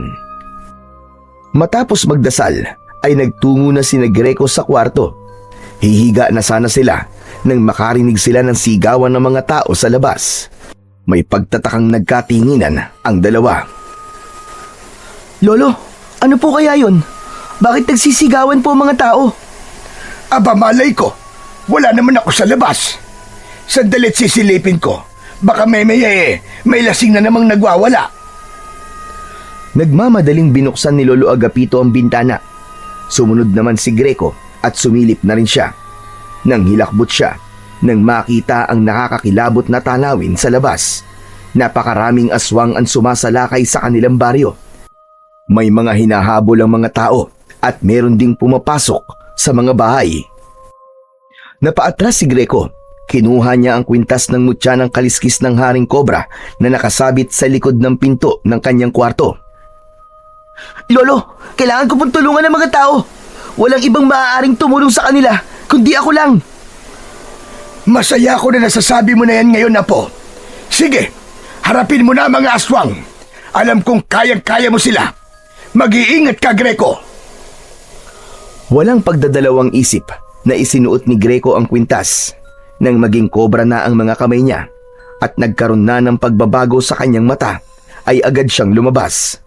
Sa paglabas niya ay may mga taong nakakita sa kanya. Marami ang natakot dahil sa itsura niya. Hindi niya yun binigyan ng pansin dahil ang tanging nasa isip niya ng mga sandaling yun ay ang mailigtas ang lahat ng tao. Nakuha ni Greco ang atensyon ng mga aswang. Tumingin ang mga yon sa kanya na para bang tinatansya ng mga yon kung kalaban ba siya o kauri ng mga ito. Isang aswang ang unti-unting lumapit kay Greco. Kusang gumalaw ang kobra sa kanang kamay niya. Binugahan nito ng kamandagang aswang na agad na lumusaw dito. Doon na nagkagulo ang mga aswang. Hoy! Mga pangit na aswang! Kung iniisip nyo, nakakampi nyo ako dahil gaya nyo ay nakakatakot ang aking itsura, nagkakamali kayo. Bibigyan ko pa kayo ng pagkakataon para umalis dito. Pero kung magmamatigas kayo, ay mapipilitan akong paslagin kayong lahat. Magkakasabay na umalulong ang mga aswang. Nanlilisik ang mga mata ng mga ito habang nakatingin kay Greco. Inihanda ni Greco ang sarili niya. Hindi siya sigurado kung kaya niyang makipaglaban sa ganong karaming aswang, ngunit hindi rin niya kayang walang gawin at hayaan na mamatay ang mga tao sa kanilang baryo. Sumugod ang unang grupo ng mga aswang. Tumalon si Greco at ginamit niya ang liksi ng katawan upang salubungin ang isang aswang sa ere. Umikot siya sa ere at pinaikot niya ang kanyang katawan sabay tadyak sa muka ng kalaban. Habang ang isang kobra niyang kamao ay tumuklaw sa balikat nito. Nahulog ang aswang at nangisay. Isang aswang naman ang sumugod muli sa likuran niya. Nang maramdaman yun ni Greco ay bigla siyang yumuko at malakas na pumulupot ang kamay niyang kobra sa leeg nito. Nang marinig niya ang pagkabali ng buto sa leeg ng aswang, ay agad niya yung pinakawalan. Dalawang aswang pa ang umatake kay Greco, subalit mabilis na pinakawalan ng dalawang kobra ang kamandag ng mga ito. Tinamaan ang isa sa muka at nagsisisigaw ito nang dahil sa labis na sakit habang natutunaw ang balat. Ang isa ay nakalapit at sinubukang kagatin si Greco, pero mabilis siyang lumundag paatras. Hinayaan niyang gumalaw ang mga kobra niyang kamay. Dinuraan ng mga ito ang aswang na yon. Naging sunod-sunod ang mga aswang na umatake kay Greco, hanggang sa napaligiran na siya ng mga aswang. Subalit mabilis na nag-isip si Greco. Itinutok niya sa kaliwat kanan ang mga kamay niyang kobra at mabilis siyang umikot habang walang tigil na nagpapakawala ng kamandag ang dalawang kobra. Halos magkakasabay na bumagsak ang mga aswang na nasa paligid ni Greco. Lahat ay tinamaan ng kamandag at nangingisay sa lupa habang unti-unting nalulusaw. Nang makita ng mga natitirang aswang ang sinapit ng kanilang mga kasama, ay napaatras sa mga yon. Mabilis na tumakas sa mga aswang dahil sa labis na takot kay Greco. Labis ang kasiyahan ni Greco nang makita niya na marami siyang napatay na mga aswang. Ngunit ang ngiti sa labi niya ay napalitan ng pagkabahala nang mapansin niya ang mga tao na unti-unting lumalapit sa kanya. Marami roon ay may mga dalang itak at kutsilyo. Isa sa mga may hawak ng itak ay ang kanilang kapitan na si Kapitan Waldo. Greco, alam namin ikaw yan. Ang kaliskis ng ahas sa pisngi mo. Ikaw lang ang batang may ganyan dito sa ating baryo. Ikaw pala ang batang may mga kamay na kobra. Kapitan, hindi po ako masama. Kakampi niyo po ako! Hindi! Hindi kami naniniwala. Nakita namin ang kaya mong gawin at sigurado na hindi lang sa mga aswang mo yung gagawin, kundi sa aming mga tao rin. Lumapit si Lolo Agapito kay Greco at mahigpit siya nitong niyakap. Inalis nito ang kwintas at bumalik na si Greco sa normal niyang anyo. Kapitan, magulos dili kayo. Totoo ang sinabi ni Greco. Huwag niyo siyang husgahan dahil lang sa itsura niya. Tignan niyo. Siya si Greco. Siya ang apo ko. Kaya niyang bumalik sa pagiging tao. Wala kaming pakialam, Lolo Agapito. Siguro kaya pinapatay niya ang mga aswang ay para wala siyang kaagaw sa pagkain sa mga tao. Ang dapat sa apo mo ay palayasin. Mas lalong natakot si Greco nang may sumigaw na mas maganda kung papatayin na lang siya. Naging sunod-sunod na ang sigawan ng mga tao at halos lahat ay gustong patayin si Greco. Mas lalong humigpit ang pagkakayakap ni Greco at Lolo Agapito sa isa't isa. Kung papatayin niyo si Greco, ay patayin niyo na rin ako. Umalis ka dyan, Agapito. Huwag mong protektahan ang halimaw na yan. Tumigil ka, Kapitan. Apo ko ang sinasabi mong halimaw. Patuloy sa sigawan ng mga tao, may mga nagsasabi na pati si Lolo Agapito ay dapat ding patayin dahil baka daw pati ito ay halimaw na rin, kagaya ni Greco. Nagkakamali kayo! Hindi halimaw ang lolo ko! Ako na lang ang patayin niyo! Lolo, umalis ka na! Hayaan mo nang gawin ng mga tao ang gusto nila! Mula sa kumpulan ng mga taong nakaikot kina Greco at Lolo Agapito ay lumabas si Kaloy. Hingal na hingal ito. Laking gulat ni Greco nang tumayo ito sa harapan niya habang nakaharap sa mga tao. Kung papatayin niyo si Greco, ay patayin niyo na rin ako. Kaloy, anong ginagawa mo? Kung hindi ako niligtas ni Greco, ay patay na sana ako ngayon. Pinatay na sana ako ng aswang. Utang ko sa kanya ang buhay ko. Umalis ka dyan, Kaloy. Huwag ka nang dumagdag sa problema namin. Talagang iniisip nyo na halimaw si Greco? Siguro halimaw ang panlabas niya, pero hindi ang panloob niya. Kahit palagi ko siyang inaaway, ay iniligtas pa rin niya ako. Saka hindi ba kayo nag-iisip? Kapag pinatay niyo si Greco, sino ba lalaban sa mga aswang? Sino ba magtatanggol sa atin? Sa tingin niyo ba, ay wala nang aswang ang sasalakay dito sa baryo natin? Marami pang nakatakas, nakita niyo naman. Sigurado ba kayo na hindi na sila babalik dito para patayin tayong lahat? Para magiganti? Hindi makapaniwala si Greco na si Kaloy ang nagsabi ng mga salitang yun. Hindi ganun ang pagkakakilala niya kay Kaloy. Ang alam niya ay puro panglalait ang lumalabas sa bibig nito. Pakiramdam niya tuloy ay hindi si Kaloy ang nasa harapan niya. Natahimik ang lahat ng mga tao matapos magsalita ni Kaloy. Maging si Kapitan Waldo ay lumambot ang muka at parang may isang bagay itong napagtanto. Mga kasama, tama si Kaloy. Hindi natin pwedeng patayin si Greco. Kapag pinatay natin siya, ay wala na makikipaglaban sa mga aswang. Sa ngayon, siya lang talaga may kakayahan na harapin ang mga aswang. Nagsimulang magbulungan ang mga tao sa paligid ni Greco. Patuloy ang kaba ni Greco dahil hindi niya alam kung makukumbinsi ba ang mga tao na huwag siyang patayin. Umuwi na tayong lahat, mga kasama. Magpahinga na tayo. Dahil bukas ay marami tayong aayusin ng mga sinira ng mga aswang. Pinangunahan ni Kapitan Waldo ang pag-alis. Matapos yun, ay isa-isa nang umalis ang mga tao hanggang sina Greco, Lolo Agapito at Kaloy na lamang ang natira roon. Humarap si Kaloy kay Greco at pabiru siya nitong sinuntok sa dibdib. Magpasalamat ka sa akin at ipinagtanggol kita. Oo nga eh. Salamat, Kaloy ah. Salamat kasi kung hindi ka pa dumating, baka pinatay na ako ng mga tao. Hindi ko naman pwedeng hayaan na mamatay ang taong tumulong sa akin, no? Utang ko sa'yo ang buhay ko, Greco. Ako rin, kailangan ko magpasalamat sa'yo. Salamat kasi kahit palagi kitang inaaway, iniligtas mo pa rin ako Kahit pwede mo naman akong pabayaan ng gabing yon. Napangiti si Greco at nakipagkamay siya kay Kaloy. Sa kabila ng muntik na siyang patayin ng mga tao, ay napakasaya niya sapagkat nakahanap siya ng isang bagong kaibigan sa katauhan ni Kaloy na hindi niya inakala dahil simula nang magkaisip siya ay kaaway na ang tingin sa kanya ng batang si Kaloy.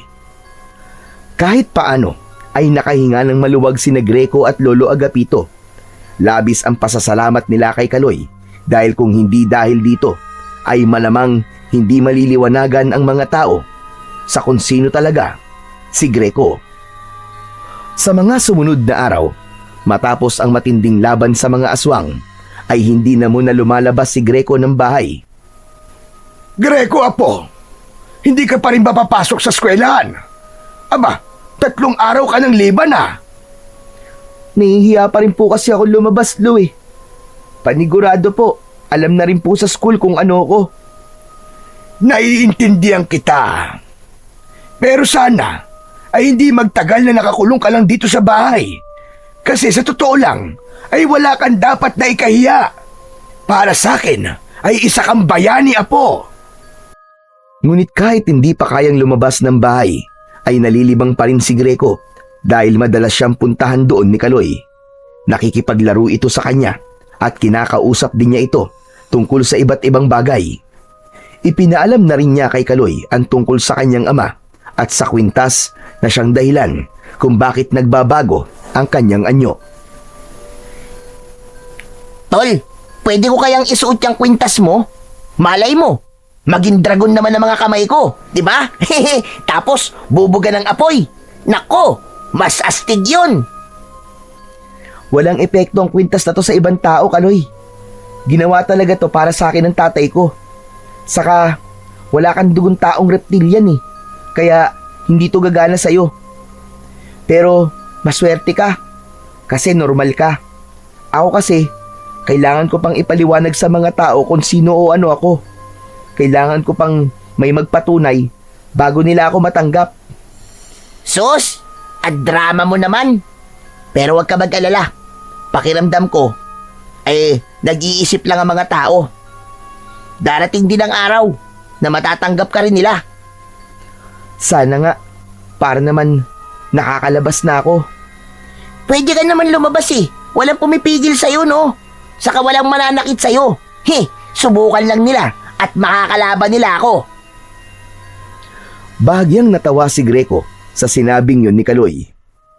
Isang umaga, habang naglilinis si Greco sa loob ng bahay, ay narinig niya ang yabag ng mga paa sa labas. Pumasok si Lolo Agapito at hinila nito si Greco sa labas. Doon ay sumalubong sa kanila ang mga tao sa baryo. Isa-isang lumapit ang mga yon kay Greco upang humingi ng paumanhin. May ilan din na nagpasalamat sa kabayanihan niya. Dahil doon ay hindi na napigilan ni Greco ang mapaluha dahil sa labis na kasiyahan.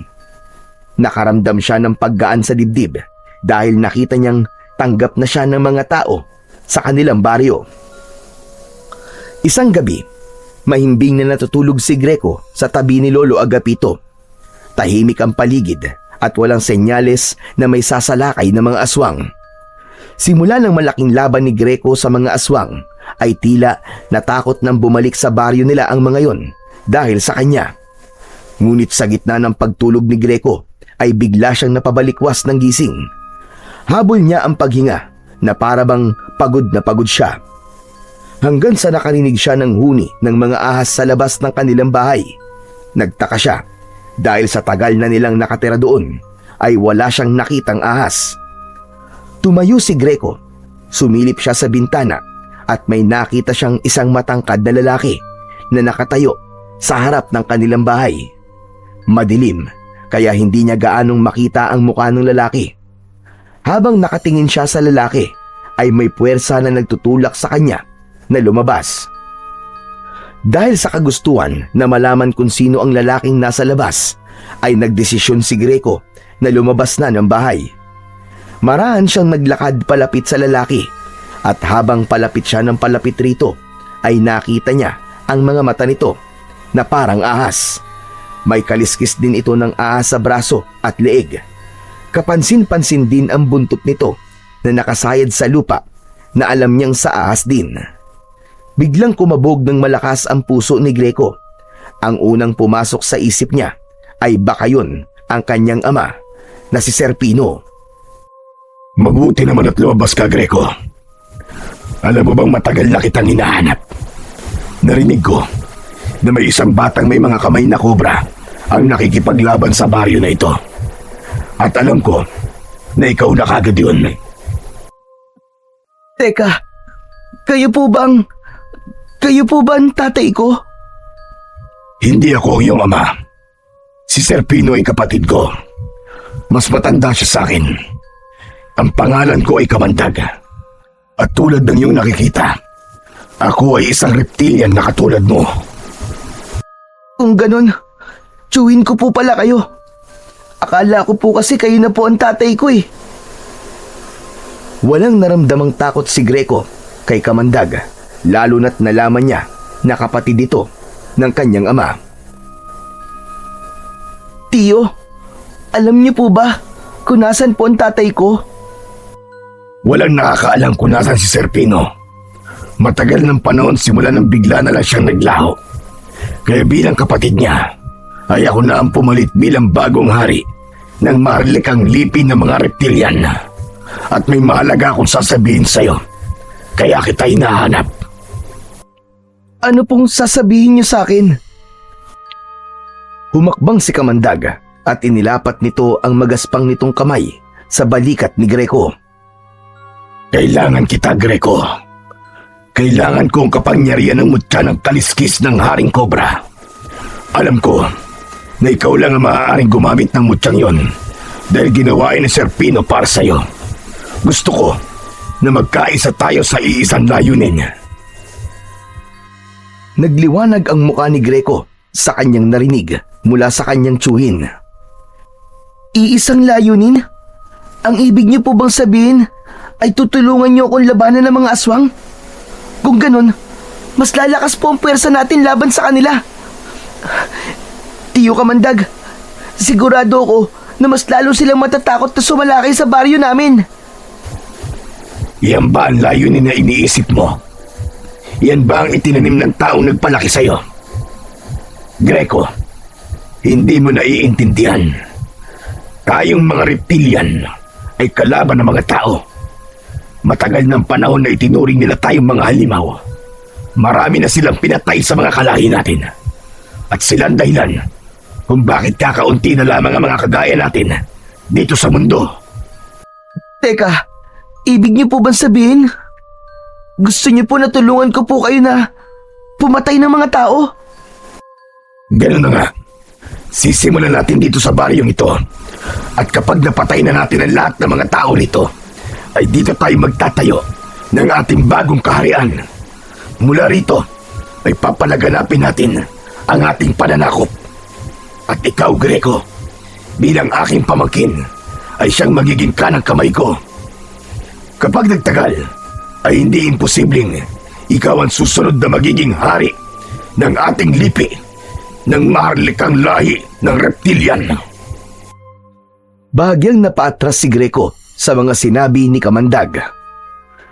Pero, ang sabi sa akin ni Lolo Agapito ko, ang gusto ng tatay ko ay magkasundo-sundo ang mga tao at ang mga taong reptilian. Kaya niya ibinigay sa akin ng kwintas ay upang ipakita sa mga tao na kahit nakakatakot ang aking itsura, kapag suot ko ang kwintas ay kakampi nila ako. Nilinlang ka lamang ng iyong lolo. Hindi yun ang layunin ng iyong ama. Maniwala ka sa akin dahil ako ang kadugo mo. Nilikha tayo upang pumatay ng mga tao at hindi makipagkasundo sa kanila dahil napaka-imposible nung mangyari. Kaya sumama ka na sa akin, pamangkin. Simulan natin ang pananakop sa baryong ito. Hindi! Ayoko! Ayoko sumama sa'yo, Tiyo Kamandag! Hindi ako naniniwalang yan ang gusto ng tatay ko. Mabait siya! Yun ang sabi ni Lolo sa akin! Nanlaki ang mga mata ni Kamandag. Tila hindi nito inasahan ang sagot na yon mula kay Greco. Mukhang talagang nalaso na ng lolo mo ang utak mo. Maniwala ka sa akin, Greco. Kalaban natin ang mga tao. Darating ang araw na halimaw na naman ang magiging tingin nila sa'yo. At sila mismo ang papatay sa'yo. Kung sasakupin mo ang aming baryo at papatayin mo ang mga tao rito, ay handa akong kalimutan na kadugo kita. Lalabanan kita. Baka nakakalimutan mo na may dugo rin akong tao. At mas naniniwala ako sa lolo ko kaysa sa'yo na ngayon ko lang nakilala. Umalis ka na, Tiyo Kamandag, at huwag mo nang tangkain na bumalik pa rito. Dahil sa susunod na paghaharap natin, ay hindi na ako magpipigil lalabanan ka. Pagsisisihan mo na hindi ka umanib sa akin, Greco. Ito ang tandaan mo. Hindi pa ito ang huling beses na magkikita tayo. Tumalikod na si Kamandag at naglakad palayo. Nang makalayo na ito, ay biglang naging ahas ang pang-ibabang katawan nito at mabilis itong gumapang hanggang sa tuluyan itong nawala sa paningin ni Greco. Hindi muna umalis si Greco sa kinatatayuan niya. Nanatili siyang nakatingin sa lugar kung saan nawala si Kamandag. Mabilis ang tibok ng kanyang puso. Sa kabila ng tapang na ipinakita niya kanina kay Kamandag, ay hindi niya kayang itanggi sa sarili ang takot na unti-unting bumabangon sa kanyang dibdib.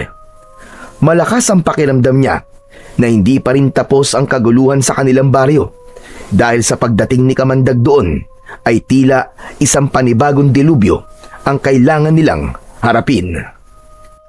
Kinabukasan ng umaga, habang nag-aalmusal, ay agad na ikinuwento ni Greco kay Lolo Agapito ang tungkol kay Kamandag. Lahat ng napag-usapan nila ay ipinaalam niya sa kanyang lolo. Mabuti na lang at hindi ka naniwala sa mga sinabi ng Kamandag na yon. Hindi totoo na gusto ni Sir Pino na patayin ang mga tao. Ilang beses ko nakausap ang tatay mo noon, pero palagi niya sinasabi na wala siyang ibang nais kundi ang kapayapaan sa pagitan ng mga tao at ng mga reptilian. Kaya nga po, ang sabi niya, magkikita daw po kami ulit. Sigurado po ako na babalik siya dito. Wala po akong pakialam kung kailangan ko siyang labanan. Ang ikinakatakot ko lang po ay baka idamay niya kayo. Huwag mo akong alalahanin, Greco. Kaya ko ang sarili ko. Basta, kapag bumalik siya at subukan kanyang saktan, ay huwag kang magdadalawang isip na lumaban sa kanya. Matapang na tumango si Greco. Sa kabila ng takot niya sa nagbabantang kaguluhan sa baryo nila, ay pilit pa rin niyang nilalakasan ang kanyang loob. Alam niya na hindi siya nag-iisa sa laban na to, lalo na't ramdam na ramdam niya ang pagtanggap ng mga tao sa baryo nila sa kung ano o sino siya. Maghapon na hindi mapakali si Greco, pakiramdam niya anumang sandali ay may masamang mangyayari. Isang hapon, bumisita si Kaloy sa bahay nila para makipaglaro. Naglaro sila ng holen sa harapan ng bahay ni Greco at hindi na nila namalayan ng oras. Kung hindi pa lumabas si Lolo Agapito, ay hindi sila hihinto sa paglalaro. Greco, apo! Nakahain na ang hapunan! Bukas na kayo maglaro ni Kaloy! Uuwi na pala ako, Greco. Gabi na pala. Kaloy, dito ka na kaya maghapunan? Marami naman akong niluto.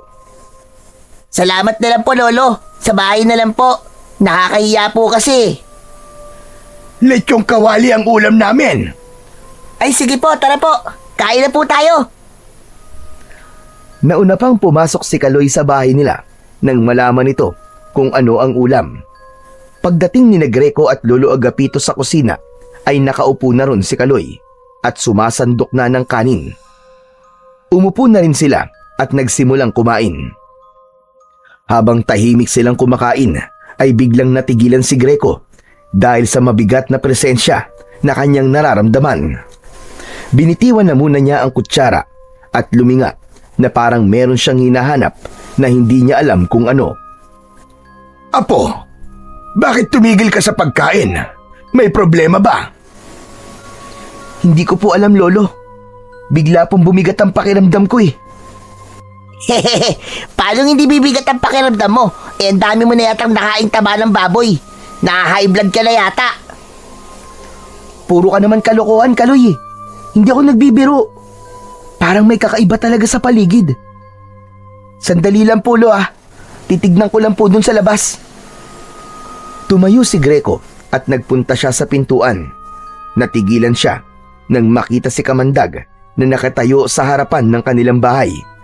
Nakangiti ito sa kanya, kaya kita niya ang dalawang matutulis nitong pangil. Lumalabas-labas pa ang dila nito, nakagaya sa ahas. Ang mga kamay nito ay may itim na matutulis na mga kuko, na gaya sa isang bayawak. Sinasabi ko na nga ba? Kaya ang bigat ng pakiramdam ko ay nandito ka na naman. Hindi ba? Ang sabi ko sa'yo ay babalik ako. At dahil salungat ka sa gusto kong mangyari, ay kailangan kitang patayin dahil paniguradong magiging hadlang ka lamang sa mga plano ko. Mula sa likod niya ay narinig niya ang papalapit na sina Lolo Agapito at Kaloy. Sino ba yung kausap mo yan, Greco? Diyos ko po, anong klaseng nilalang yan? Hala, ang pangit. Parang taong tuko. Lolo, siya po si Tiyo Kamandag. Siya yung naikwento ko sa inyo kaninang umaga. Pakikuha po ang kwintas ko, Lolo. Tatapusin ko na po ito ngayong gabi. Mabilis na kinuha ni Lolo Agapito ang kwintas. Nang maibigay nito yon kay Greco, ay agad niya yung isinuot. Gumapang ang kakaibang enerhiya sa katawan niya, kasabay ng pagbabago ng anyo ng kanyang mga kamay. Lumitaw mula roon ang dalawang ulo ng haring kobra na tila galit na galit. Akala mo ba ay natatakot ako sa'yo, Greco? Mas malakas pa rin ako sa'yo kahit nasa iyo pa ang kwintas ng iyong ama. Huwag kang puro salita. Patunayan mo yung sinasabi mo sa gawa. Ngumisi si Kamandag. Hinubad nito ang damit nito at doon nila nakita ang nangingintab nitong katawan dahil sa kaliskis nito na gaya ng sa ahas. Nang biglang sumugod si Kamandag, ay hindi agad nakapag-isip si Greco. Isinalag niya ang braso niya sa matutulis na kuko ni Kamandag at napasigaw siya sa sakit. Nang masugatan siya nito, agad namang lumayo si Greco sa bahay nila upang hindi na madamay pa sina Lolo Agapito at Kaloy na takot na pinapanood ang kanilang laban. Muling umatake si Kamandag. Malakas siya nitong sinipa sa kanyang tiyan. Humagis siya at nagpagulong-gulong sa lupa. Napaubo si Greco. Lumapit sa kanya si Kamandag at sa isang iglap, tutusukin sana siya ng buntot nito, pero mabilis na nakaiwas si Greco. Gumulong siya pakaliwa at agad na tumayo.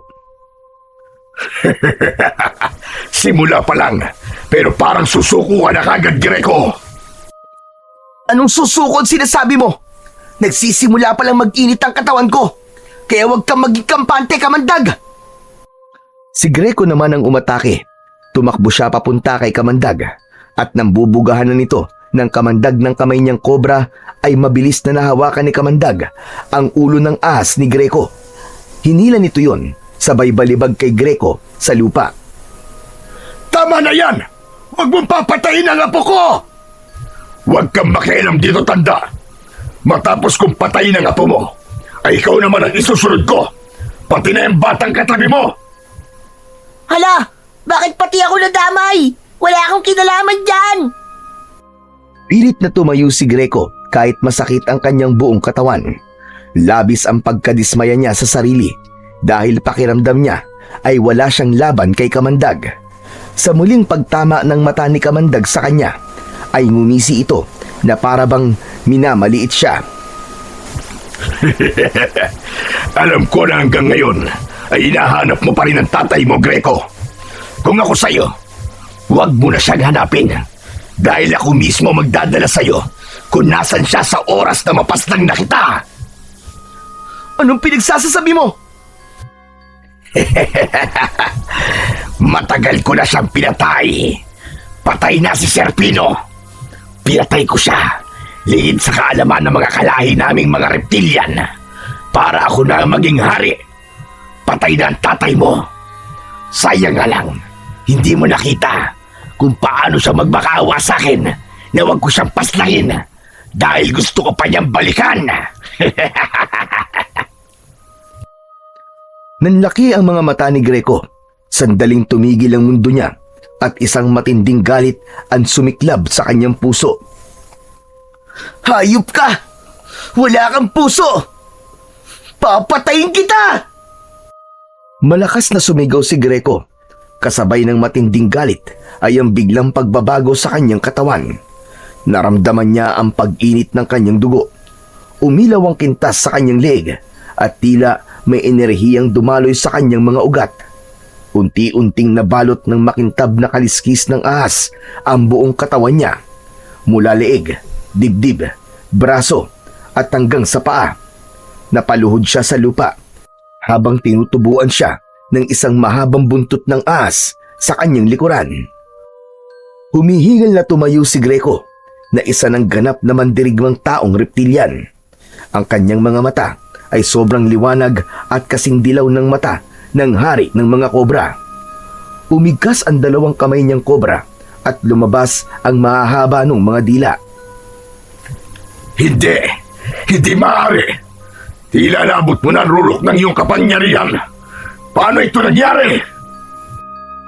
At tapusin na kita, Kamandag! Sisiguraduhin ko na ikaw naman na magmamakaawa sa akin ngayon! Nang sumugod si Kamandag ay mataas na tumalon si Greco upang iwasan ito. Bumulusok si Greco papunta kay Kamandag at gamit ang kanyang buntot ay malakas niya tong hinampas sa katawan na naging dahilan para tumilapon si Kamandag at sumalpok sa isang puno. Hindi na nag-aksaya pa ng pagkakataon si Greco. Gumamit siya ng malalakas na kombinasyon ng pag-atake. Inadyakan niya si Kamandag habang ang dalawang ahas niyang mga kamay ay walang tigil sa pagkagat dito. Sa bawat pag-atake ni Greco ay mas lalong nahihirapang makabangon si Kamandag. Hanggang sa itinaas ni Kamandag ang isang kamay. Tama na! Tama na! Susuko na ako, parang awa mo na, Greco! Huwag mo akong papatayin. Mawawala ng hari ang lipi ng mga taong reptilian kapag pinaslang mo ko! Ganyan din ba ang sinabi ng tatay ko sa'yo? Nung nagmamakaawa siya sa'yo na huwag mo siyang papatayin!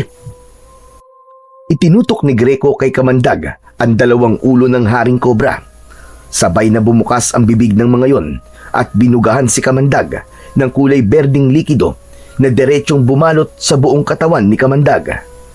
Nangisay si Kamandag habang sumisigaw sa labis na sakit. Unti-unti itong natunaw hanggang sa halos wala nang natira sa katawan nito. Napayuko si Greco. Ramdam pa rin niya ang init ng kanyang galit. Pero sa wakas ay natapos na ang laban nila ng kanyang tiyuhin na si Kamandag. At siya ang nagwagi. Nang lapitan si Greco, nina Lolo Agapito at Kaloy ay sabay siyang niyakap ng dalawa. Tapos na, Apo! Tapos na! Nagtagumpay ka! Ipinagmamalaki kita, Apo! Tama po kayo, Lo. Hindi ko man po makakasama na si tatay. Ay alam ko pong naipaghiganti ko na po siya. Matapos siyang yakapin ng dalawa, ay hinubad na niya ang kwintas. Bumalik sa normal ang kanyang anyo. At dahil sa mga sugat at pagod sa natapos na laban, ay nawalan ng malay si Greco. Agad naman siyang sinalo ni Lolo Agapito at dinala sa loob ng kanilang bahay upang gamutin. Makalipas ang ilang linggo, matapos mamatay ni Kamandag, ay tuluyan ng nanumbalik ang katahimikan sa baryo ni Greco. Isang araw, dumating ang mga taong reptilian sa bahay ni Greco at inalok sa kanya ang trono ng hari sa kanilang lipi. Ngunit tumanggi si Greco. Mas pinili niyang manatili sa mundo ng mga tao, sa piling ng kanyang lolo at ng mga taong natutong tumanggap sa kanya. Nirespeto ng mga taong reptilian ang kanyang desisyon.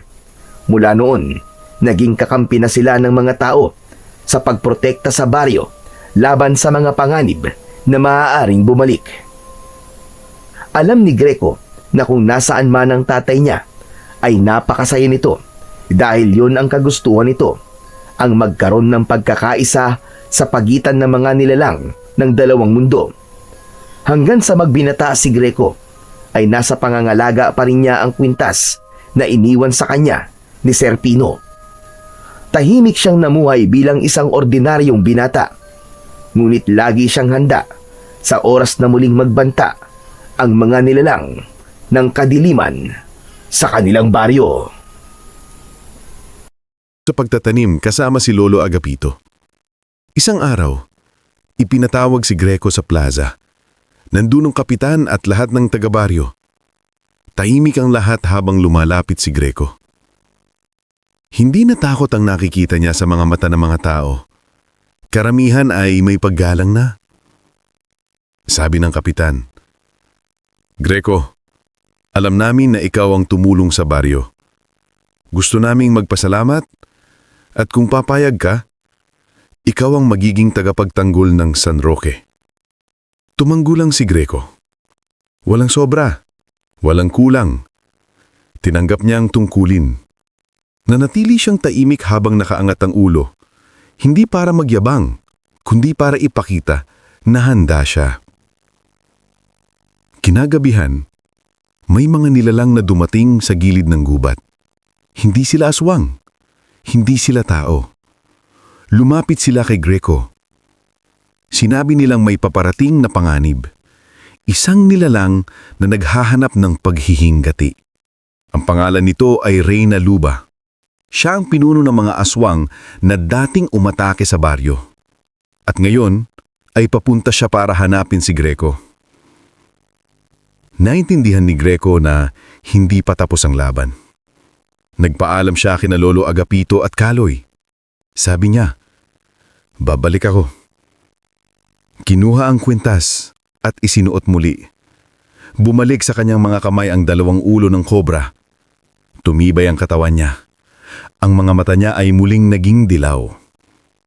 Nagpunta siya sa sementeryo sa Hilaga. Doon niya hinintay si Reyna Luba. Dumating ito kasama ang malakas na hangin at maitim na ulap. Walang salita. Sumugod ang dalawa. Nagpaalitan sila ng mga atake. Si Greco ay mabilis. Ang mga kobra sa kanyang kamay ay tumutuklaw. Si Reyna Luba ay malakas at mabilis din. Pero sa huli, nanaig si Greco.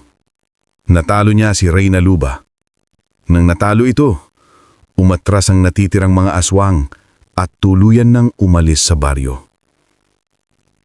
Tahimik na lumakad pa uwi si Greco. Pagdating niya sa bahay, sinalubong siya ni Lolo Agapito at Kaloy. Walang iyakan, walang drama. Nakaupo lang silang tatlo sa harap ng bahay. Tahimik pero buo ang samahan nila. Sa mga sumunod na araw, kinilala ng mga tao si Greco hindi bilang halimaw, hindi bilang kakaiba, kundi bilang tagapagtanggol ng baryo. Tinanggap siya ng lahat. Hindi dahil sa anyo niya, kundi dahil sa ginawa niya. Nagpatuloy ang buhay sa San Roque. At kahit hindi araw-araw may panganib, handa si Greco. Hindi niya kinalmutan ng kwintas, pero hindi na niya ito ginagamit kung hindi kinakailangan. Nandyan lang ito. Palatandaan kung sino siya at kung ano ang kaya niyang gawin kapag oras ulit ang laban. Si Greco ay nanatili sa baryo. Kasama si Lolo Agapito, kasama si Kaloy, at kasama ang mga taong dating takot sa kanya. Pero ngayon ay nagtitiwala na.